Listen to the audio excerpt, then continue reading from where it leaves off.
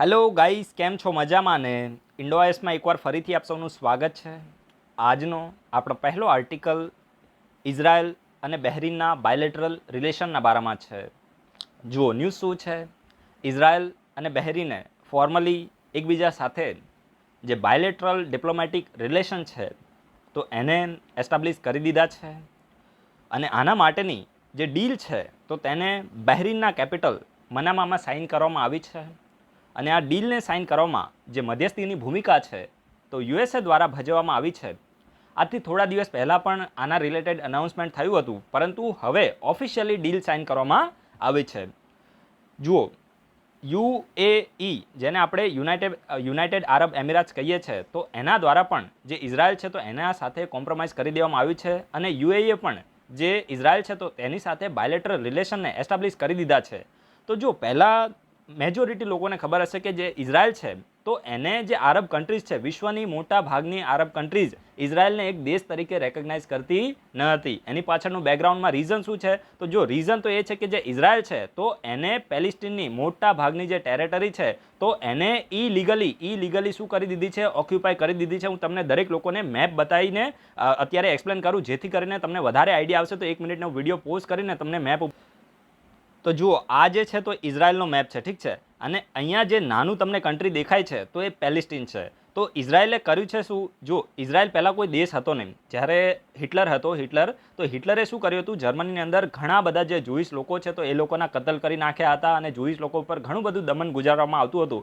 પછી જે જુઈશ લોકો છે, હું તમને દરેક વસ્તુ શોર્ટમાં કહું છું, કારણ કે ડિટેલમાં હું દરેક વસ્તુ કહીશ તો વિડીયો ખૂબ જ લાંબો થઈ જશે. પરંતુ તમને એક બેકગ્રાઉન્ડમાં ઇન્ફોર્મેશન મળી જાય કે ભાઈ આપણે શું અત્યારે ડિસ્કસ કરીએ છીએ. તો એની માટે હું તમને ખાલી શોર્ટમાં એક્સપ્લેન કરું છું કે જ્યારે જર્મનીમાં જુઈશ લોકો ઉપર ઘણું બધું દમન ગુજારવામાં આવ્યું, એ લોકોનું કતલ કરી નાખવામાં આવતું હતું. પછી જે જુઈશ લોકો છે તો આ જગ્યાએ આવીને સેટઅપ થયા. આ ઇઝરાયલ દેશ પહેલા હતો જ નહીં, સમજી ગયા. પછી આ લોકો અહીંયા સેટઅપ થયા અને ધીરે ધીરે આ લોકોએ શું કર્યું? પોતાનો દેશ સેટઅપ કર્યો. અને દેશને તો સેટઅપ કરી દીધો. એના પછી પડોશમાં જે નાનું એવું કન્ટ્રી હતું, કયું? પેલેસ્ટીન. રિયલમાં તો અહીંયા પેલેસ્ટીન જ હતું, સમજી ગયા. પરંતુ આ લોકો ધીરે ધીરે શું થયા?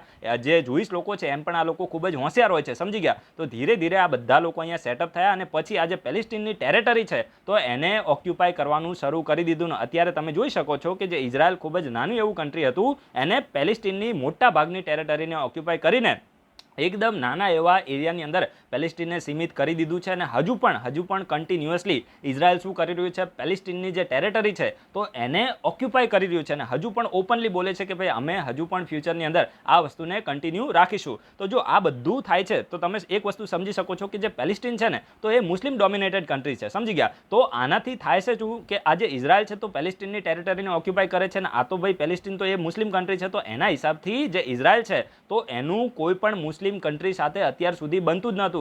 ખાસ કરીને ઈરાન છે, ઈરાક છે, સાઉદી અરેબિયા છે, સમજી ગયા. પછી યુએઈ છે, બહેરીન છે, કતર છે. તો આ જે મુસ્લિમ ડોમિનેટેડ કન્ટ્રી છે, ઇવન પાકિસ્તાન છે, તો આ બધા કન્ટ્રી છે તો અત્યાર સુધી ઇઝરાયલને એક દેશ તરીકે રેકગ્નાઇઝ જ નતા કરતા, સમજી ગયા. ઇઝરાયલને કોઈ પણ મોટા ભાગની આરબ કન્ટ્રી એક દેશ તરીકે રેકગ્નાઇઝ કરતી જ નથી. પરંતુ તેમ છતાં ઇઝરાયલ કન્ટિન્યુઅસલી કોન્ફિડન્સથી આગળ વધતું હતું. એની પાછળનું રીઝન શું હતું? એની પાછળનું રીઝન એ હતું કે ભાઈ આ જે કન્ટ્રી છે ને ઇઝરાયલ, તો એને સપોર્ટ કોનો છે? તો યુએસએનો સપોર્ટ છે. અને એમાં પણ ખાસ કરીને જ્યારથી ડોનાલ્ડ ટ્રમ્પ પાવર ઉપર આવ્યા ત્યારથી તો ઇઝરાયલને ફાયદો એકદમ જલસા પડી ગયા છે. બિંદાસ ઇઝરાયલને જે કરવું હોય કરી શકે છે. ઇવન આ જે ગોલન હાઇટ છે ને, આ એક્ઝામમાં યુપીએસસીમાં ક્વેશ્ચન આવેલો છે, ગોલન હાઇટ. આ ઇઝરાયલ અને સિરિયા વચ્ચેનો ડિસ્પ્યુટેડ એરિયા છે. તો આ જે ગોલન હાઇટ છે તો એને પણ યુએસએના પ્રેસિડેન્ટ ડોનાલ્ડ ટ્રમ્પે ઓપનલી કીધું કે ભાઈ આ જે ટેરેટરી છે તો એ કોને બિલોંગ કરે છે? તો ઇઝરાયલને બિલોંગ કરે છે. એકચ્યુઅલમાં આ જે એરિયા છે એને વિશ્વની કન્ટ્રી કોનું માને છે? તો સિરિયાનું આ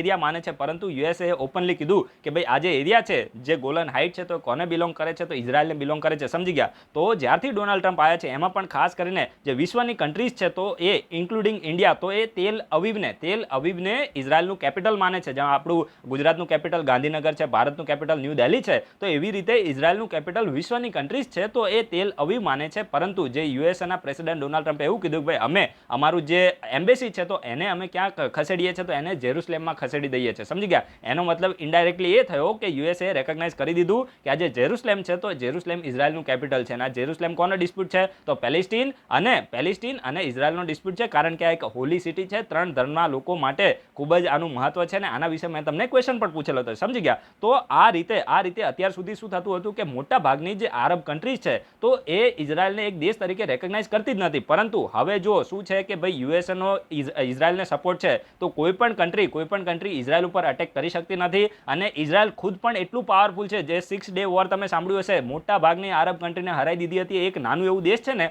એને મોટા ભાગની આરબ કન્ટ્રીને હરાઈ દીધી છે. અને 6 ડે વોરના વિશે તમે હિસ્ટ્રીમાં વાંચ્યું પણ હશે.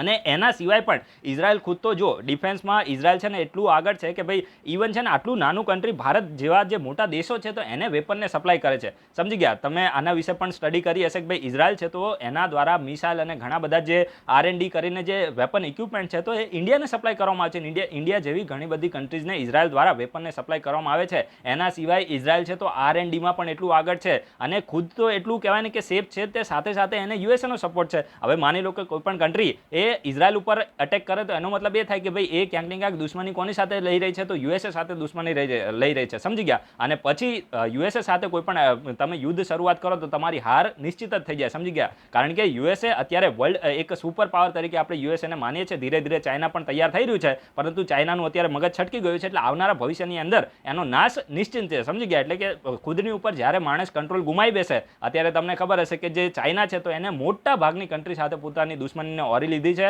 અને અત્યારે તો એ છે કે ભાઈ વિશ્વને પણ થોડી ચાઇનાની ગરજ છે. પરંતુ જ્યારે એ ગરજ ખતમ થઈ જશે પછી દરેક લોકો બની શકે કે ચાઇનાની અગેન્સ્ટમાં અવાજ ઉપાડશે. કારણ કે મોટા ભાગની યુરોપિયન કન્ટ્રી છે, યુએસએ છે, ઇન્ડિયા છે, પછી જે સાઉથ ચાઇના સી છે. આજે હું તમને સાઉથ ચાઇના સીના મેપ વિશે જે ડિસ્પ્યુટેડ એરિયા છે તો એને પણ હું તમને આજે ડિટેલમાં એક્સપ્લેન કરવાનો છું. તો આ વિડીયો તમે આજે પૂરો જોવાની કોશિશ કરજો. તો આવનારા ભવિષ્યની અંદર ચાઇનાનું સિચ્યુએશન ખૂબ જ ખરાબ આવવાની છે એવી આપણે ભગવાનને પ્રાર્થના પણ કરીએ અને આવશે પણ ખરા, સમજી ગયા. તો અત્યારે આપણે ઇઝરાયલ ઉપર આવી જઈએ તો અત્યાર સુધી મોટા ભાગની આરબ કન્ટ્રીઝ એ ઇઝરાયલને એક દેશ તરીકે રેકગ્નાઇઝ નથી કરતી. પરંતુ હવે ધીરે ધીરે થયું છે એવું કે ભાઈ ઇઝરાયલ છે ને એ કન્ટિન્યુઅસલી આગળ વધી રહ્યું છે અને યુએસએનો સપોર્ટ પણ આને કન્ટિન્યુઅસલી રહેવાનો છે. તો હવે જો આમાં કેવું છે કે પેલેસ્ટીન હવે એક દેશ તરીકે અસ્તિત્વમાં આવશે એની સંભાવના ખૂબ જ ઓછી છે. અને જે ઇઝરાયલ છે તો આને થવા પણ નહીં દે, સમજી ગયા. એના હિસાબથી આ લોકો હવે ધીરે ધીરે કોમ્પ્રોમાઇઝ કરી રહ્યા છે. જો અત્યાર સુધી છે ને જોર્ડને તો ઓલરેડી જે ઇઝરાયલ છે તો એની સાથે ડિપ્લોમેટિક રિલેશન પહેલાથી કરેલા હતા. પછી ઇજિપ્ત છે તો એને પણ ડિપ્લોમેટિક રિલેશન ઇઝરાયલ સાથે રાખેલા હતા. હવે થોડા દિવસ પહેલા જ એક ડીલ સાઇન થઈ હતી UAE અને ઇઝરાયલ વચ્ચે. અને એ જે ડીલ છે તો એમાં પણ મધ્યસ્થીની ભૂમિકા યુએસએ દ્વારા ભજવવામાં આવી છે. એમ પણ યુએસએની અંદર ઇલેક્શન છે તો જે ડોનાલ્ડ ટ્રમ્પ છે તો એ ખુદને એક ગ્લોબલ લીડર તરીકે એસ્ટાબ્લિશ કરવા માંગે છે કે ભાઈ મેં વિશ્વની અંદર એક યુએસએ છે તો એનો પાવર બતાવ્યો છે. ને ભાઈ મિડલ ઈસ્ટ રિજનની અંદર જ્યાં કન્ટિન્યુઅસલી કહેવાય ને કે યુદ્ધ જેવી પરિસ્થિતિ જોવા મળે છે તો ત્યાં મેં શાંતિને સેટઅપ કરવા માટે સારું એવું કાર્ય કર્યું છે. તો ઇલેક્શનમાં આવું બતાવવા માંગે છે એટલા માટે UAE વચ્ચે પણ એક ડીલ સાઇન કરી છે, UAE અને ઇઝરાયલ. અને હવે જે બહેરીન છે તો એને પણ આ પ્રકારની ડીલ સાઇન કરી છે. અને ભવિષ્યમાં એવું માનવામાં આવે છે કે ભાઈ જે સાઉદી અરેબિયા છે તો એ પણ આ જ રસ્તે ચાલશે, પણ એ ધીરે ધીરે ચાલશે. કારણ કે સાઉદી અરેબિયા છે તો જે આરબ વર્લ્ડ છે, મુસ્લિમ વર્લ્ડ છે તો એનું એક ડોમિનન્ટ કન્ટ્રી માનવામાં આવે છે. તો એ ધીરે ધીરે કરશે. પરંતુ દરેક કન્ટ્રીઝ જે આરબ કન્ટ્રીઝ છે તો એ ધીરે ધીરે જે ઇઝરાયલ છે તો એને એક દેશ તરીકે રેકગ્નાઇઝ કરી લેશે. તો આ દરેક વસ્તુ મેં તમને એકદમ એક્ઝામના પોઈન્ટ ઓફ વ્યૂ જે રેલેવન્ટ હતું એ મેં તમને મારા તરફથી જેટલી પણ મારી અન્ડરસ્ટેન્ડિંગ હતી એ મેં તમને સમજાવવાની કોશિશ કરી છે. હવે હું તમને છે ને ઇઝરાયલનો થોડો મેપ તમને એક્સપ્લેન કરું. કારણ કે આ જે રીજન છે હંમેશા ન્યૂઝમાં રહેતું હોય છે. હવે આ જે ઉપર તમને લેબનન દેખાય ને તો ત્યાં થોડા દિવસ પહેલા જ પેલો વિસ્ફોટ થયો હતો, સમજી ગયા. ત્યારે પણ મેં તમને લેબનનનો મેપ કરાયો હતો. તો આજે હું તમને એક વખત ફરીથી આજે ઇઝરાયલ છે તો એના મેપ વિશે ડિસ્કશન કરાવી દઉં કે ભાઈ આજે ઇઝરાયલ છે તો એને કઈ કઈ કન્ટ્રીઝની બાઉન્ડ્રી ટચ થાય છે. UPSC ઘણી વખત ક્વેશ્ચન પૂછ્યા છે ભાઈ, અહીંયાથી ઘણી વખત ક્વેશ્ચન પૂછ્યા છે. તો જો ઇઝરાયલને કઈ કઈ કન્ટ્રીઝની બાઉન્ડ્રી ટચ થાય છે તો ઉપર છે તો એ લેબનનની બાઉન્ડ્રી ટચ થાય છે જેનું કેપિટલ કયું છે, બેરુત છે, સમજી ગયા. પછી સિરિયાની બાઉન્ડ્રી ટચ થાય છે, એનું કેપિટલ છે દમેસ્કસ. પછી જે જોર્ડનની બાઉન્ડ્રી ટચ થાય છે. હવે જો આ જે એરિયા છે ને તો એને વેસ્ટ બેંક કહે છે. આ વેસ્ટ બેંક શા માટે કહે છે ને એ પણ તમારે યાદ રાખવાનું. અહીંયા છે ને એક જોર્ડન રિવર છે, સમજી ગયા. અહીંયા એક જોર્ડન રિવર છે અને એટલા જ માટે જોર્ડન રિવરની વેસ્ટ સાઈડ આ એરિયા આવેલો છે એટલા માટે એને વેસ્ટ બેંક કહે છે. તો આ તમને ખબર પડી ગઈ. તો જોર્ડન રિવરની વેસ્ટ સાઈડ આ એરિયા આવ્યો છે તો એનો એટલા માટે આને જે પેલેસ્ટીનનો જે એરિયા છે તો એને વેસ્ટ બેંક પણ કહેવામાં આવે છે. તો આ પણ તમને ખબર પડી ગઈ. અને અહીંયા જે આ જે છે ને આ ડેડ સી છે. હવે આ ડેડ સીમાં પાણી એટલું સલાઈન છે, એટલું વોટર એટલું ખારું છે કે આની અંદર કોઈ પણ વ્યક્તિ ડૂબે ને તો એ માણસ ક્યારેય ડૂબતો જ નથી, સમજી ગયા. કહેવાનો મતલબ શું છે કે આ જે ડેડ સી તો એટલો ખારો આનું પાણી છે કે માણસ આની અંદર ડૂબકી લગાવે ને તો પણ એ એમરામ ઉપર તરે છે, સમજી ગયા. પેલું જેકેટ ને બધું પહેરવું પડે ને આમાં ક્યારે પહેરવું પડતું જ નથી, સમજી ગયા. તો આ ડેડ સીનો એરિયા છે તો ડેડ સી શાની વચ્ચે આવે છે તો પેલેસ્ટીન અને જોર્ડનની વચ્ચે આવે છે. તો આ પણ તમને ખબર પડી ગઈ હશે. અને પછી અહીંયા કઈ બાઉન્ડ્રી ટચ થાય છે તો આ જે અહીંયા છે તો ઇજિપ્તની બાઉન્ડ્રી ટચ થાય છે ને અહીંયા મેડિટેરિયન સી છે. આ જે છે તો આને મેડિટેરિયન આપણે ગુજરાતીમાં શું કહીએ, ભૂમધ્ય સમુદ્ર એવું કહીએ ને. તો એ તમે જોઈ લેજો. અહીંયા મેડિટેરિયન સી છે તો એની બોર્ડર ટચ થાય છે. અને આ આ છે તો એક ખાસ કરીને ગાઝા પટ્ટી છે. ગાઝા પટ્ટી આ પણ પેલેસ્ટીનમાં આવે છે, પરંતુ આ જે ગાઝા પટ્ટી છે તો આના ઉપર શાસન કોનું છે? તો હમાસનું શાસન છે. સમજી ગયા? આ જે હમાસ છે તો એને યુએસએ દ્વારા આતંકવાદી ઓર્ગેનાઇઝેશન તરીકે ઘોષિત કરવામાં આવી છે, ટેરરિસ્ટ ઓર્ગેનાઇઝેશન. અને ઇઝરાયલ દ્વારા પણ આ જે હમાસ છે તો એના ઉપર કન્ટિન્યુઅસલી અટેક કરવામાં આવે છે. અને જે હમાસ છે એ પણ કંઈ ઓછા નથી, એ પણ ઇઝરાયલની ઉપર કન્ટિન્યુઅસલી અટેક કરે છે. તો આ બધી જે ઇન્ફોર્મેશન એક્ઝામના પોઈન્ટ ઓફ વ્યૂ રેલેવન્ટ હતી એ મેં મારા તરફથી તમને આપવાની કોશિશ કરી છે, અને આશા રાખું કે તમને આમાં 100% ખબર પડી ગઈ હશે. ને હવે તમને ઇવન મેન્સ તો જવા દો, ઇન્ટરવ્યૂમાં પણ તમને પૂછવામાં આવશે તો તમે આસાનીથી જવાબ આપી શકશો, કારણ કે આપણો મકસદ ખાલી અહીંયા જીપીએસસીમાં એક વન લાઇનર હું તમને અહીંયા એક એમસીક્યુ લઈને આવું ને પછી ABCD કહીને એમ કહું કે ભાઈ આનો જવાબ ડી આવશે ને આગળ વધી જાઓ. ભાઈ એ બધું અહીંયા થતું જ નથી. અહીંયા ખાલી ને ખાલી યુપીએસસી જીપીએસસી ક્લાસ 1 અધિકારી લેવલની જ અહીંયા ડિસ્કશન કરવામાં આવે છે. તો તમારે આનો પૂરેપૂરો ફાયદો ઉઠાવવાની કોશિશ કરવાની છે. હવે છે ને હું તમને થોડું બહેરીનનો મેપ છે ને તો એના વિશે પણ ડિસ્કસ કરાવી દો, કારણ કે બહેરીનનો મેપ પણ અહીંયા એક્ઝામ માટે રેલેવન્ટ થાય છે. તો સૌથી પહેલા તમારે લોકો યાદ શું રાખવાનું છે? બહેરીન છે ને તે પર્શિયન ગલ્ફમાં આવે છે. સ્પીપાએ આ વખતે ક્વેશ્ચન પૂછ્યો તો, બરાબર છે, કે જે પર્શિયન ગલ્ફ છે તો એની અંદર કઈ કઈ કન્ટ્રી આવે છે? સમજી ગયા? તો એમાં યમન આવતી નથી. સમજી ગયા? એ પણ તમારે યાદ રાખવાનું છે કે જે બહેરીન છે તો એ પર્શિયન ગલ્ફમાં આવે છે, અને આ જે છે તો એ કતર પેલેન્સુલા છે. આ જે છે તો કતર પેલેન્સુલા છે, અને અહીંયા સાઉદી અરેબિયા છે. તો સાઉદી અરેબિયાના જે નોર્થ ઇસ્ટર્ન સાઇડ અને જે કતર પેલેન્સુલા છે તો બંનેની વચ્ચે શું આવે છે? બહેરીન આવે છે. સમજી ગયા? સાઉદી અરેબિયાની જે નોર્થ ઇસ્ટર્ન સાઇડ છે, અને તમે મેપની અંદર જે મોટો મેપ તમે જોશો, અહીંયા કદાચ મેં ડાઉનલોડ કર્યો હોય તો હું તમને બતાવી દઉં. આવી રહ્યો. સમજી ગયા? તો જો આ જે સાઉદી અરેબિયા છે તો એની નોર્થ ઇસ્ટર્ન સાઇડ છે. સમજી ગયા? અને અહીંયા શું છે? તો અહીંયા છે કતર. સમજી ગયા? અહીંયા જુઓ, આ જે સાઉદી અરેબિયા છે તો એની નોર્થ ઇસ્ટર્ન સાઇડ છે, અને અહીંયા કતર છે, અને આ બંનેની વચ્ચે કઈ કન્ટ્રી છે? તો બહેરીન છે. સમજી ગયા? તો આ તમારે યાદ રાખવાનું છે. હવે જો પર્શિયન ગલ્ફની અંદર કઈ કઈ કન્ટ્રી આવે? તો એ પણ આ જે પૂરો એરિયા છે ને તો પર્શિયન ગલ્ફ છે. સમજી ગયા? તો આની અંદર કઈ કઈ કન્ટ્રીઝ આવે છે? તો જો અહીંયા કઈ આવી? તો કુવેત છે. સમજી ગયા? પછી અહીંયા ઈરાન છે, સાઉદી અરેબિયા છે, કતર છે, બહેરીન છે, પછી એના સિવાય યુએઈ છે અને કુવેત છે. સમજી ગયા? અને અહીંયા ઓમાન છે. હવે અહીંયા તમે જુઓ, યમન ક્યાંય આવતી નથી, તો આ પણ તમારે યાદ રાખવાનું છે. આ જે છે તો કુવેત છે, પછી ઈરાક છે, ઈરાન છે, સાઉદી અરેબિયા છે, કતર છે, બહેરીન છે, યુએઈ છે અને ઓમાન છે. તો આટલી કન્ટ્રી પર્શિયન ગલ્ફમાં આવે છે. તો આ તમને ખબર પડી ગઈ હશે. તો આ રીતે તમારે મેપને પણ સાથે સાથે જોતું રહેવાનું છે. અને મારા ખ્યાલથી ગલ્ફ કોઓપરેશન કાઉન્સિલ છે તો એના વિશે પણ યુપીએસસી સ્પીપામાં ક્વેશ્ચન આવ્યો હતો, અને યુપીએસસીમાં પણ આવેલો છે. તો એ રીતે તમારે સાથે સાથે મેપની પ્રેક્ટિસ કરતું રહેવાનું છે. હવે જો બહેરીન અને સાઉદી અરેબિયાને જોડતો એક કોઝવે છે, બહેરીન અને સાઉદી અરેબિયાને જોડતો એક કોઝવે છે જેનું નામ છે કિંગ ફાહેદ કોઝવે. દરેક લોકો નોટ ડાઉન કરશે, કિંગ ફાહેદ કોઝવે. કોઝવેને આપણે ગુજરાતીમાં શું કહીએ? બેઠો પુલ. બેઠો પુલ હોય ને એને આપણે કોઝવે કહીએ છીએ. તો આ જે કિંગ ફાહેદ કોઝવે છે તો એ બહેરીન અને સાઉદી અરેબિયાને લિંક કરે છે. તો આ પણ તમારે યાદ રાખવાનું છે. અને બહેરીનનું કેપિટલ કયું છે? તો મનામા. તો આ પૂરી એકદમ મેં ડિટેલમાં તમને ઇન્ફોર્મેશન આપી દીધી છે. ઇવન તમને મેપ માટે પણ જે એક્ઝામના પોઈન્ટ ઓફ વ્યૂ રેલેવન્ટ હતું એ તમને કીધું છે. અહીંયા કુવેત આવેલું છે. સમજી ગયા? તો દરેક લોકો આને નોટ ડાઉન કરશે. આ જે સાઉથ ચાઇના સીનો ડિસ્પ્યુટ છે તો એને પણ હું તમને આજે ડિટેલમાં કહેવાનો છું. સમજી ગયા? તો હવે આપણે વિડીયોને પોઝ કરીને એક વખત ફરીથી આપણી સ્લાઇડ ઉપર જતા રહીએ. તો આજે આપણે બહેરીન અને ઇઝરાયલ વચ્ચે જે પણ એગ્રીમેન્ટ થયો બાયલેટરલ, તો એના વિશે મેં તમને ડિટેલમાં ઇન્ફોર્મેશન આપી. પેલેસ્ટીનનો શું ડિસ્પ્યુટ છે અને આરબ કન્ટ્રી કેમ રેકગ્નાઇઝ કરતી, એ બધું આપણે ડિસ્કસ કરી લીધું, બરાબર છે. તો હવે તમે આ વિડીયોના કમેન્ટ બોક્સમાં કહો કે ઓસ્લો પીસ અકોર્ડ આ કઈ બે કન્ટ્રી વચ્ચે સાઇન થયો છે? આનાથી રિલેટેડ જ છે. આપણે ક્યારે એમરા ફાલતુ ક્વેશ્ચન પૂછતા જ નથી. એક્ઝામ માટે ખૂબ જ રેલેવન્ટ છે. ન્યૂઝમાં કેમ આવ્યું એ હું તમને બેકગ્રાઉન્ડ સાથે કહું છું. જો યુએસએના પ્રેસિડેન્ટ છે ને ડોનાલ્ડ ટ્રમ્પ, તો એમને મિડલ ઈસ્ટ પીસ પ્લાનને પ્રપોઝ કર્યો હતો, બરાબર છે. અને ત્યારે હવે આ મિડલ ઈસ્ટ પીસ પ્લાન શા માટે હતો ને આ બધું હું તમને નહીં કહું, કારણ કે કહીશ તો તમને આન્સર મળી જશે. સમજી ગયા? તો તમારે તમારા તરફથી એફર્ટ્સ લગાવવાના છે. આ જ્યારે મિડલ ઈસ્ટ પીસ પ્લાન જ્યારે પ્રપોઝ થયો ને ત્યારે એક કન્ટ્રીએ એવું કીધું કે ભાઈ અમે આ પ્લાનના વિરોધમાં નારાજ છીએ અને અમે આ જે ઓસ્લો પીસ અકોર્ડ છે તો એમાંથી બહાર નીકળી જઈશું. સમજી ગયા? આવી ધમકી આપી હતી.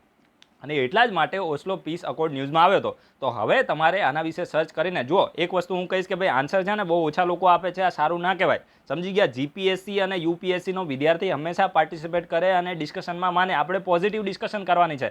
આવી ચેનલ તમને ક્યાંય નહીં મળે. હું સાચું કહું છું, જીપીએસસી લેવલનું તમને હું આ પ્રકારનું ડિસ્કશન કરાવું છું. તમે આનો ફાયદો ઉઠાવો અને જેમ બને એમ વધારે પાર્ટિસિપેટ કરો. અને વિડીયો ગમે તો એટલીસ્ટ લાઇક કરો. એનાથી આપણું પેટ ભરાતું નથી. મેં તમને પહેલાં પણ કીધું છે, નહીં લાઇક કરો તો કોઈ ફરક નહીં પડે, પણ લાઇક કરો તો ઇન્સ્ટાનું સોરી જે યુટ્યુબ છે, હવે તો બધું યુપીએસસી જ યાદ આવે છે, યુટ્યુબનું એલ્ગોરિધમ છે કે વિડીયો લાઇક થાય તો વધારે લોકો સુધી વિડીયો છે તો વાયરલ થાય, સમજી ગયા. બીજો મારો કોઈ કહેવાનો મકસદ નથી, મને એનાથી કોઈ ફરક પડતો નથી કે કેટલી લાઇક આવીને કેટલી ડિસલાઇક આવીને કોણે શું કમેન્ટ કરી, પણ એટલીસ્ટ તમે પાર્ટિસિપેટ કરશો તો મને પણ મજા આવશે અને એમ કહેવાય ને કે ઉત્સાહ આવશે, સમજી ગયા. તો દરેક લોકોને રિક્વેસ્ટ છે, જે પણ જૂના મેમ્બર, હવે જો જૂના મેમ્બરે આન્સર આપવાનું બંધ કર્યું છે, નવા મેમ્બર છે તો એ લોકો આન્સર આપી રહ્યા છે, તો આ એક સારી વસ્તુ ના કહેવાય. દરેક લોકો પાર્ટિસિપેટ કરો અને આન્સર આપો, તમને પણ મજા આવશે, મને પણ મજા આવશે. અને વિડીયો ગમે તો લાઇક કરો, જેથી કરીને યુટ્યુબની એલ્ગોરિધમ પ્રમાણે આપણો વિડીયો થોડો વાયરલ થાય ને જે અત્યારે 700-800 લોકો વિડીયો જોવે છે તો 1800 લોકો જોવે તો બીજા 1000 લોકોને ફાયદો થાય, કારણ કે બોલવામાં તો મારે એનર્જી સેમ જ યુઝ થવાની છે ને, સમજી ગયા. તો એટલું તમારા તરફથી કરો તો વધારે સારું.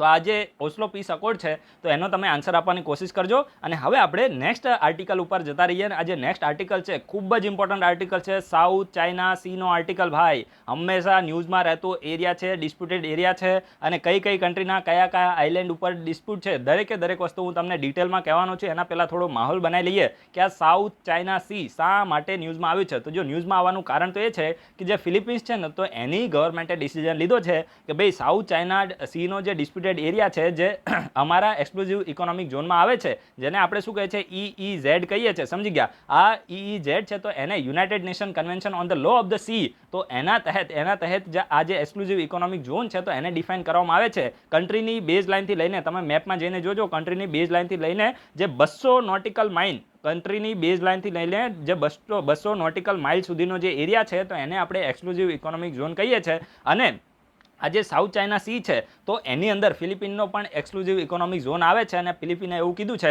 ભાઈ સાઉથ ચાઇના સી જેની અંદર મારો એક્સક્લુઝિવ ઇકોનોમિક ઝોન આવે છે, એમાં ચાઇનાને જેટલું પણ વિરોધ કરવો એટલો કરે, પણ અમે અમારા એક્સક્લુઝિવ ઇકોનોમિક ઝોનની અંદર શું કરવાના છીએ, તો જે ઓઇલ છે તો એનું એક્સપ્લોઇટેશન કરવાના છે, એટલે કે જે નેચરલ રિસોર્સિસ ત્યાં જોવા મળે છે તો એને અમે એક્સપ્લોઇટ કરવાના છે, સમજી ગયા. અને એટલા જ માટે આ સાઉથ ચાઇના સી છે તો એનો એરિયા ન્યૂઝમાં આવે છે, સમજી ગયા. તો હવે હું તમને સાઉથ ચાઇના સી છે તો એમાં કઈ કઈ કન્ટ્રીઝનો કયા આઇલેન્ડ ઉપર ડિસ્પ્યુટ જોવા મળે છે તો એના વિશે હું તમને ડિટેલમાં ઇન્ફોર્મેશન આપું. હું તમને મેપ સાથે બતાવીશ. પહેલાં હું તમને અહીંયા છે ને જે લખેલું છે એમાંથી એક્સપ્લેન કરીશ, અને પછી કઈ કન્ટ્રી કેટલો એરિયા છે તો એને ક્લેમ કરે છે તો એ હું તમને મેપમાં બતાવીશ, જેથી કરીને તમને વધારે આઈડિયા આવી જશે. તો જો સૌથી પહેલાં તો જે સાઉથ ચાઇના સી છે તો આમાં ડિસ્પ્યુટ છે તો મેઇનલી 3 આઇલેન્ડ છે તો એનો મેઇનલી ડિસ્પ્યુટ જોવા મળે છે. એમાં એક છે પારાસેલ આઇલેન્ડ, દરેક લોકો નોટ ડાઉન કરશે, પછી તમારે છે ને મેપમાં આને નોર્થ ટુ સાઉથ પણ જોવાનું છે, હું તમને બતાવવાનું છું. તો પારાસેલ આઇલેન્ડ છે, પછી સ્પાર્ટલે આઇલેન્ડ છે, અને સ્કારબોરોસોલ આઇલેન્ડ. જો અહીંયા જુઓ, આ જે 3 આઇલેન્ડ છે એક પ્રકારે આઇલેન્ડનું ગ્રુપ છે, સમજી ગયા. આને આપણે આર્કિપિલ્ગો કહીએ. તો આ જે સ્પાર્ટલે આઇલેન્ડ છે, એના સિવાય પારાસેલ આઇલેન્ડ છે, અને જે સ્કારબોરોસોલ આઇલેન્ડ છે, તો આ 3 આઇલેન્ડ છે તો એનો મેઇનલી આ સાઉથ ચાઇના સીની અંદર ડિસ્પ્યુટ જોવા મળે છે. અને આ જે પાગલ ચાઇના છે ને એ એવું બોલે છે કે પૂરો જે સાઉથ ચાઇના સીનો મેજોરિટી એરિયા છે એને ખુદ એ 9 ડેશ લાઇનથી કહેવાય ને કે આઈડેન્ટિફાય કરે છે. હું તમને એ 9 ડેશ લાઇનમાં કેટલો એરિયા આવે છે એ પણ હું તમને બતાવવાનું છું. તમે એ એરિયા જ્યારે જોશો ને ત્યારે તમને ખબર પડશે કે આ ચાઇના છે ને પાગલ થઈ ગયું, સમજી ગયા.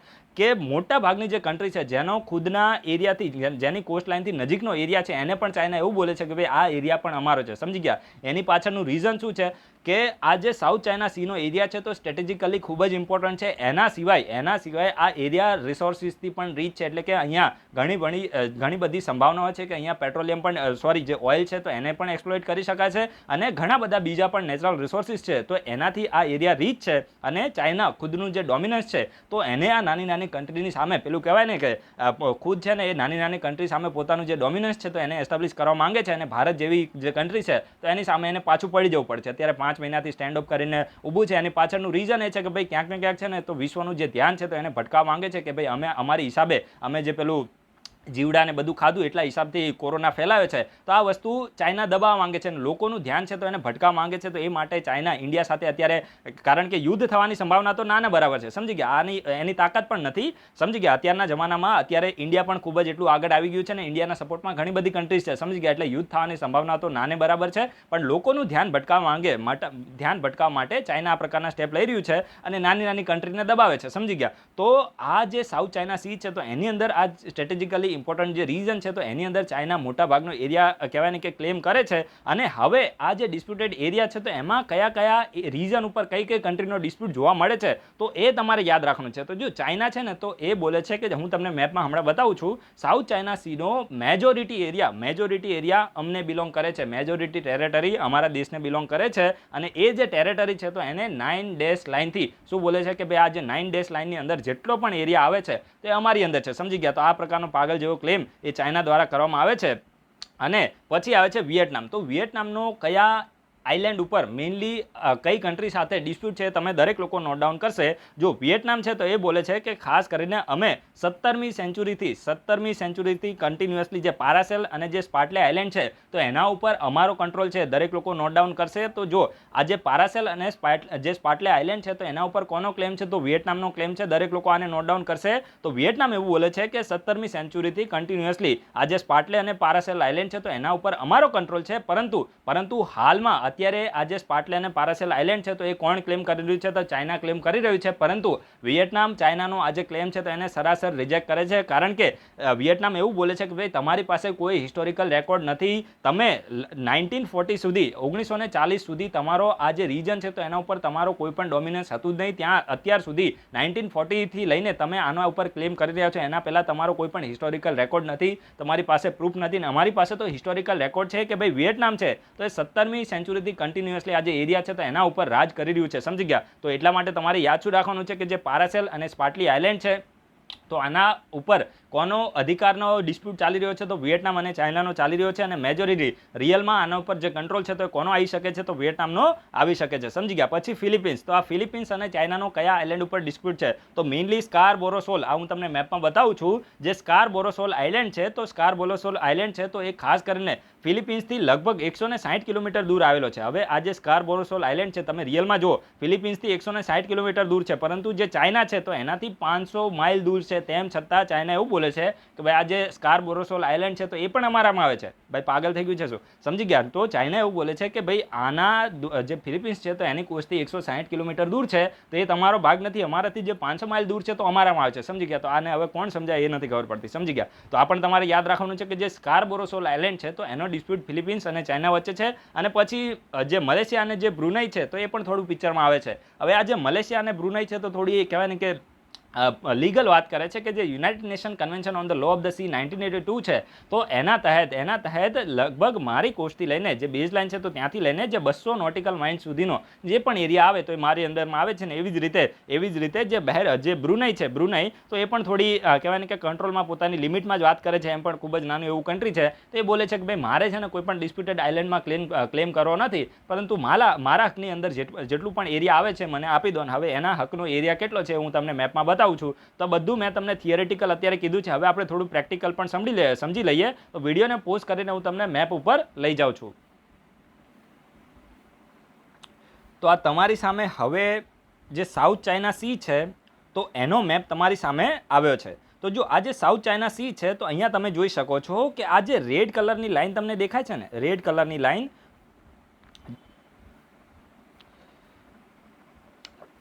જો આ જે રેડ કલરની લાઈન છે તો આ 9 ડેશ લાઈન છે. હવે આ ચાઇના પાગલ એવું બોલે છે કે આ જે 9 ડેશ લાઈન આ પૂરો જે એરિયા છે તો એ અમારા અંડરમાં આવે છે. તમે જોઈ શકો છો કે અહીંયા ઘણી બધી કન્ટ્રીઝ છે.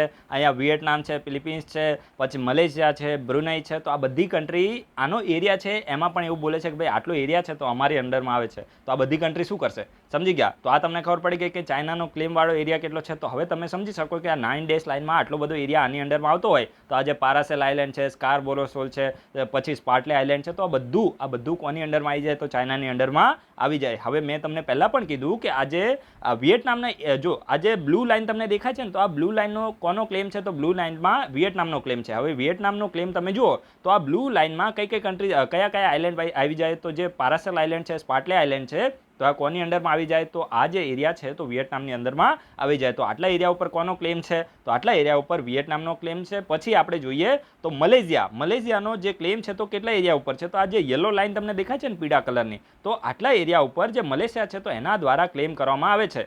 સમજી ગયા? તો હવે જો મેં તમને પહેલાં પણ કીધું કે કોઈ પણ આઇલેન્ડ છે, ખાલી મલેશિયામાં જે આજે તમને સ્પાર્ટલી આઇલેન્ડ દેખાય છે ને, તો એમાં અમુક જે નાના નાના આઇલેન્ડ છે, આ સ્પાર્ટલી આઇલેન્ડનું ગ્રુપ છે, તો એમાં અમુક નાના નાના આઇલેન્ડ છે, તો એના ઉપર મલેશિયા દ્વારા ક્લેમ કરવામાં આવે છે, પરંતુ પૂરો સ્પાર્ટલી આઇલેન્ડ એ મલેશિયા ક્લેમ કરતું નથી. ખાલી પોતાના એક્સક્લુઝિવ ઇકોનોમિક ઝોનમાં જેટલો પણ એરિયા આવે છે તો એને મલેશિયા ક્લેમ કરે છે. તો આટલો પણ એરિયા, કારણ કે તમને ખબર છે કે મલેશિયા છે તો બંને બે ભાગમાં ડિવાઇડેડ છે, સમજી ગયા. તો આટલો પણ તમારે યાદ રાખવાનું છે કે યલો લાઇન છે તો એના ઉપર મલેશિયાનો ક્લેમ છે. પછી બ્રુનેઈ તો એકદમ ડાયું છે.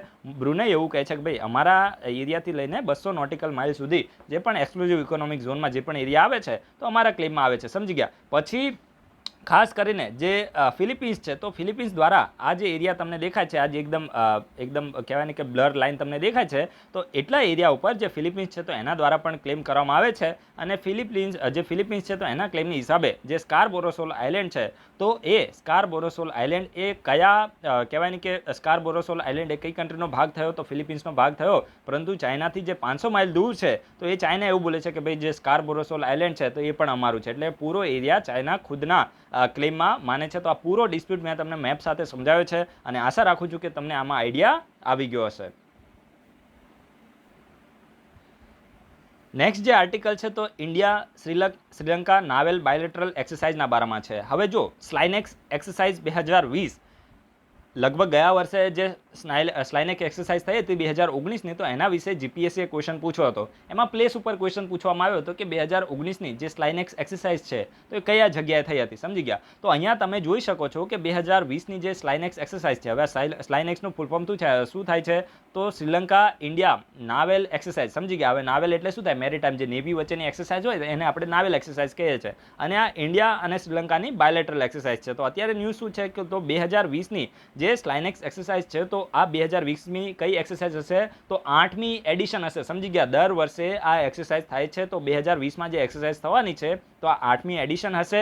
અને આ બાયલેટરલ એક્સરસાઇઝ છે એટલે બે કન્ટ્રીની નેવી વચ્ચેની એક્સરસાઇઝ છે. અને કઈ જગ્યાએ થવાની છે, તો જો ખાસ કરીને શ્રીલંકામાં જે ત્રિંકોમાલે છે, તો ત્યાં આ જે એક્સરસાઇઝ છે તો હેલ્ડ થવાની છે. તો આ પ્લેસ તમે યાદ રાખજો, ડાયરેક્ટ ક્વેશ્ચન બનશે. અને કઈ એડિશન છે તો એ પણ તમારે યાદ રાખવાનું છે. બાકી આ સ્લાઇનેક્સ ઉપરથી તો તમે સમજી શકશો કે આ જે શ્રીલંકા અને ઇન્ડિયા વચ્ચેની નેવી વચ્ચેની એક્સરસાઇઝ છે, સમજી ગયા. તો 8મી એડિશન છે અને ટ્રિંકોમાલેમાં શ્રીલંકામાં થવાની છે. અને ખાસ કરીને 2019ની જે એક્સરસાઇઝ છે તો વિશાખાપટ્ટનમમાં થઈ હતી. બસ આ જ તમારે યાદ રાખવાનું છે. બાકી હવે એક્સરસાઇઝનો મકસદ ને આ બધું તો ફાલતું હોય છે કે બંને કન્ટ્રી વચ્ચેની જે નેવી છે તો એમાં ઇન્ટરઓપરેબિલિટી છે તો એને વધારવીને બંને વચ્ચેના જે એક્સપિરિયન્સ છે તો એને શેર કરવાને, ગુડ પ્રેક્ટિસ છે તો એને શેર કરવીને, આ બધું ફાલતુ વસ્તુ છે, સમજી ગયા. ખાલી એટલું તમે યાદ રાખજો કે ત્રિંકોમાલેમાં આ જે એક્સરસાઇઝ છે તો એ થઈ હતી, 8મી એડિશન છે. અને 2019ની એક્સરસાઇઝ છે તો એ વિશાખાપટ્ટનમમાં થઈ હતી. હવે આ શ્રીલંકા ન્યૂઝમાં છે ને, તો આજે આપણે મેપનો માહોલ છે તો મેપમાં હું તમને સારો એવો એક ક્વેશ્ચન પૂછી લઉં.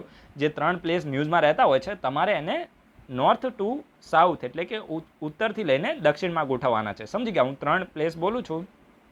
એક છે કોલંબો, પછી આવે છે હમ્બનટોટા અને આવે છે જાફના, બરાબર. જાફના પ્રોવિન્સ શ્રીલંકન સિવિલ વોર તમે બધાને ખબર હશે અને અત્યારે પણ ન્યૂઝમાં રહ્યું છે, સમજી ગયા. તો તમારે આને નોર્થ ટુ સાઉથમાં લગાવવાનું છે. આ મેં સિક્વન્સ બરાબર લખી નથી, એ તમારે ગોઠવવાની છે, સમજી ગયા. કઈ તો કોલંબો, પછી જે કહેવાય ને કે હમ્બનટોટા અને જાફના. તો આને તમે નોર્થ ટુ સાઉથમાં લગાવી દેજો. એના પછી જે નેક્સ્ટ આર્ટિકલ છે તો તે ખાસ કરીને સ્કિન્સ ઓફ ઇન્ડિયાના બારામાં છે. હવે આ જે સ્કિન્સનો મતલબ શું થાય, એક પ્રકારનું ગરોડી છે, સમજી ગયા. આ ગરોડીની એક પ્રજાતિ છે જે લિઝાર્ડની ફેમિલી છે તો એમાંથી આ બિલોંગ કરે છે. અને આ જે સ્કિન્સ ઓફ ઇન્ડિયા છે તો આના ઉપર એક રિપોર્ટ છે તો એને ઝૂઓલોજિકલ સર્વે ઓફ ઇન્ડિયા તો એના દ્વારા એક પબ્લિકેશનને રિલીઝ કરવામાં આવ્યું છે. તો એના હિસાબથી આ સ્કિન્સ અત્યારે ન્યૂઝમાં આવ્યું છે. તો આ યાદ તમારે રાખવાનું છે કે સ્કિન્સ ઓફ ઇન્ડિયા પબ્લિકેશન કોના દ્વારા રિલીઝ કરવામાં આવ્યું, તો ઝૂઓલોજિકલ સર્વે ઓફ ઇન્ડિયા દ્વારા રિલીઝ કરવામાં આવ્યું છે. અને આ રિપોર્ટમાં એવું જાણવા મળ્યું છે કે ઇન્ડિયાની અંદર જે સ્કિન્સ છે તો એની 62 જેટલી પ્રજાતિઓ જોવા મળે છે. અને આ 62 જેટલી જે પ્રજાતિ છે તો એમાં 57% એટલે કે 62ના 57% કરીએ તો એપ્રોક્સિમેટલી 33 જેટલી જે પ્રજાતિ છે તો એ ફક્ત ને ફક્ત સ્કિન્સની પ્રજાતિ છે તો ફક્ત ને ફક્ત ઇન્ડિયામાં જોવા મળે છે. એટલે કે ઇન્ડિયામાં એન્ડેમિક છે, સમજી ગયા ને. આ એન્વાયરમેન્ટની ટર્મ છે, મેં પહેલાં પણ એક્સપ્લેન કરેલું છે કે એન્ડેમિક જ્યારે આવે તો એનો મતલબ એ થયો કે ફક્ત ને ફક્ત ઇન્ડિયાની અંદર જ આ પ્રજાતિ જોવા મળે છે, સમજી ગયા. સ્કિન્સ શું છે તો એક પ્રકારની ગરોડીની પ્રજાતિ છે, સમજી ગયા. અને they are found in all kind of habitats in the country from the Himalayas to the coast from coast and from dense forest to the desert. એટલે કહેવા શું માંગે છે આ જે સ્કિન્સ છે તો એ ઇન્ડિયાની અંદર દરેકે દરેક પ્રકારની સિચ્યુએશનમાં જોવા મળે છે, મતલબ હેબિટાટમાં જોવા મળે છે. હિમાલય હોય, ડેઝર્ટ હોય અથવા તો ડેન્સ ફોરેસ્ટ હોય, કોસ્ટલ એરિયા હોય તો દરેક જગ્યાએ જોવા મળે છે. તો એવું લખે કે આ ફક્ત ને ફક્ત હિમાલયની અંદર જ જોવા મળે છે, એટલે કે લાસ્ટમાં ઓનલી લગાવી દે તો એ સ્ટેટમેન્ટ રોંગ હશે. સમજી ગયા? દરેક હેબિટાટમાં જોવા મળે છે. With 1602 species of the skins across the world, making in the largest family of the lizard, their occurrence in India is less than 4% of the global diversity. એટલે કહેવા એવું માંગે છે કે સમગ્ર વિશ્વની અંદર જે આ જે સ્કિન્સ છે તો એની 1602 પ્રજાતિઓ જોવા મળે છે અને જે લિઝાર્ડ ફેમિલીમાં લાર્જેસ્ટ છે. સમજી ગયા? અને ઇન્ડિયાની અંદર જોવા મળે તો વિશ્વની અંદર જેટલી પણ પ્રજાતિઓ જોવા મળે છે એની 4% જોવા મળે છે. તો વધારે પડતા ફેક્ટ તમારે યાદ રાખવાની જરૂર નથી. ખાલી એટલું તમે યાદ રાખજો કે આ સ્કિન્સ છે તો એક પ્રકારે લિઝાર્ડની ફેમિલીથી બિલોંગ કરે છે અને એના ઉપર જે પબ્લિકેશન છે તો એ ઝૂઓલોજિકલ સર્વે ઓફ ઇન્ડિયા દ્વારા રિલીઝ કરવામાં આવ્યું છે અને મોટા ભાગના દરેકે દરેક હેબિટાટમાં આ જોવા મળે છે. એના પછી જે નેક્સ્ટ આર્ટિકલ છે તો તે ખાસ કરીને વર્લ્ડ સ્ટેટિસ્ટિક્સ ડેના બારામાં છે. હવે જો 2020માં જે 20 ઓક્ટોબરનો જે દિવસ છે તો એને વર્લ્ડ સ્ટેટિસ્ટિક ડે તરીકે સેલિબ્રેટ કરવામાં આવે છે અને આ ત્રીજો ડે હતો. સમજી ગયા? એટલે કે આ કન્ટિન્યુઅસલી ત્રીજા વર્ષે આને સેલિબ્રેટ કરવામાં આવે છે. હવે આ વર્ષની થીમ શું હતી ને આ ઇમ્પોર્ટન્ટ છે. એક્ઝામ માટે એટલો રેલેવન્ટ નથી, ખાલી તમે થીમને નોટ ડાઉન કરી દેજો, બાકી તારીખના બધું તો તલાટીમાં આવે, આમાં ના આવે. સમજી ગયા? Connecting the world with data we can trust. દરેક લોકો નોટ ડાઉન કરશે.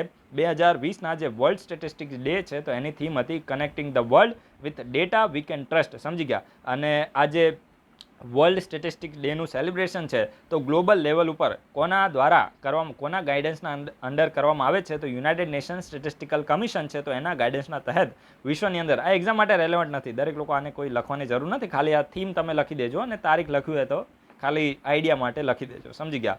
અને જે united nation department of economic affairs છે તો એનું જે સ્ટેટિસ્ટિક ડિવિઝન છે તો એના દ્વારા વૈશ્વિક લેવલ ઉપર આ જે ઇવેન્ટ છે તો એને કોર્ડિનેટ કરવામાં આવે છે. આ પણ એક્ઝામ માટે રેલેવન્ટ નથી. નેક્સ્ટ જે આર્ટિકલ છે તો એ ખાસ કરીને આ મેપના પોઈન્ટ ઓફ વ્યૂ ઇમ્પોર્ટન્ટ છે. આ વખતે MB જે યુપીએસસીનું જે પેપર હતું તો એમાં મેપ રિલેટેડ એક ક્વેશ્ચન આવ્યો હતો, તો એટલા માટે આપણે થોડું આને જોઈ લેવાનું. આ પાસ ને બધું ન્યૂઝમાં રહેતું હોય તો કયા સ્ટેટમાં આવેલું છે અને કયું આનું લોકેશન છે તમને ખબર હોવી જોઈએ. તો અત્યારે આ જે સાધના પાસ છે તો એ ન્યૂઝમાં આવ્યો છે, તો આ સાધના પાસનું એક લોકેશન તમારે યાદ રાખવાનું છે કે આ જે સાધના પાસ છે ને તો એ જમ્મુ કાશ્મીરમાં આવે છે. કયા સ્ટેટમાં, કઈ સ્ટેટ તો હવે ના બોલાય, યુનિયન ટેરેટરી, બરાબર છે. તો કઈ યુટીમાં આવે છે તો જમ્મુ એન્ડ કાશ્મીર યુનિયન ટેરેટરીમાં આ જે સાધના પાસ છે તો આવેલો છે. અને મેઇનલી આનું પહેલાં નામ શું હતું તો આનું પહેલાં નામ હતું નસ્તાચૂન પાસ. આનું પહેલાં નામ હતું, પણ અત્યારે તમારે યાદ રાખવાનું છે સાધના પાસ એ જમ્મુ એન્ડ કાશ્મીરમાં આવેલો છે. અને મેઇનલી આ જે પાસ છે તો એ જમ્મુ એન્ડ કાશ્મીરમાં જે કુપવારા ડિસ્ટ્રિક્ટ છે તો એમાં એક તાલુકો છે, તહેસીલ, જેને આપણે કહીએ એનું નામ છે કરના. તો કરના તહેસીલને જે રેસ્ટ ઓફ કાશ્મીર વેલી છે તો એની સાથે કનેક્ટ કરે છે. તો આ પણ તમારે યાદ રાખવાનું છે કે જે કુપવારા ડિસ્ટ્રિક્ટમાં જે કરના તહેસીલ છે, હવે આ બધું તમારે શોર્ટમાં લખવાનું, બરાબર છે. તો એને કહેવાય ને કે જે કાશ્મીર વેલી છે તો એની સાથે કનેક્ટ કરે છે. સમજી ગયા? તો આ પણ તમારે નોટ ડાઉન કરી દેવાનું છે. આ વખતે 2020માં યુપીએસસીએ નુબ્રા વેલીના રિલેટેડ ક્વેશ્ચન પૂછો હતો. સમજી ગયા? સિયાચિન ગ્લેશિયર છે, પછી ગિલગિટ બાલ્ટિસ્તાન છે, નુબ્રા વેલી છે, પછી લેહ લદ્દાખ રીજન છે, તો આ હંમેશા ન્યૂઝમાં રહ્યું હતું. સમજી ગયા? અને એટલા માટે આનાથી રિલેટેડ ક્વેશ્ચન આવ્યો હતો. તો દરેક લોકોએ આનું મેપ પણ તમારે ગૂગલમાં જઈને એક વખત જોઈ લેવાનું કે કયા એરિયામાં આવે છે અને આસપાસનો એરિયા પણ તમારે જોઈ લેવાનો.